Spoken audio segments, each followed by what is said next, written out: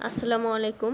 আমি আজকে আপনাদের মাঝে নতুন আরও একটি রেসিপি নিয়ে হাজির হয়ে গেলাম। তো রেসিপিটা হচ্ছে জাম মাখা। তো জাম ফুরিয়ে যাওয়ার আগেই ভাবলাম যে আপনাদের মাঝে একটি জাম মাখার রেসিপিটা শেয়ার করি। আর এটা খাইতে কিন্তু দুর্দান্ত স্বাদ হয়।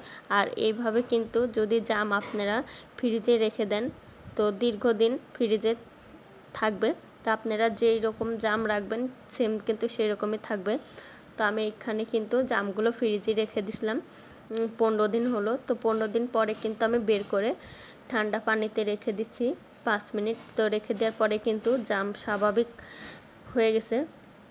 তো এইভাবে জাম রেখে কিন্তু আপনারা সারা বছর সংগ্রহ করে খাইতে পারেন। আর এই জামে কিন্তু অনেক পুষ্টি, আর এই জাম খাইলে কিন্তু রক্ত পরিষ্কার হয়। তো জামটা কিন্তু ছোটো বড়ো সবারই পছন্দ হয়। তো আপনারা চাইলে কিন্তু ফ্রিজে অনেক দিন সংগ্রহ করে রাখতে পারেন। তো দেখুন জামটা কিন্তু 5 মিনিট রেখে দেওয়ার পরে পানিতে তো যেরকম অবস্থা সেম সেরকম অবস্থায় ফিরে এসেছে।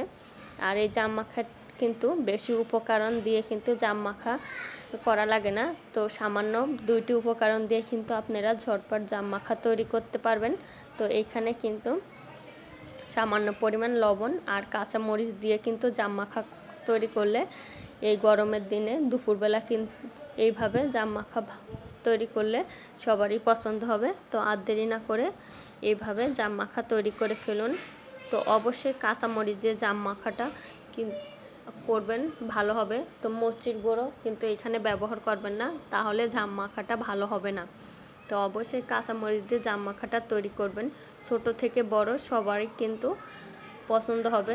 আর এইভাবে জাম মাখা তৈরি করলে কিন্তু প্রশংসার কোনো শেষ নেই। তো আর দেরি না করে এখনই তৈরি করে ফেলুন জাম মাখা তৈরি। আর কারা কারা এইভাবে জাম মাখা তৈরি করেন তা অবশ্যই কমেন্ট বক্সে জানিয়ে যাবেন। আর ভিডিওটা যদি ভালো লাগে থাকে অবশ্যই লাইক কমেন্ট শেয়ার করবেন। আর নিত্য নতুন ভিডিওটা পেতে অবশ্যই আমাদের চ্যানেলটা সাবস্ক্রাইব করবেন। তো দেখুন মাশাআল্লাহ জাম মাখাটা কিন্তু তৈরি করা হয়েছে। আর এটা খাইতে কিন্তু অনেক লোভনীয় হয়েছে।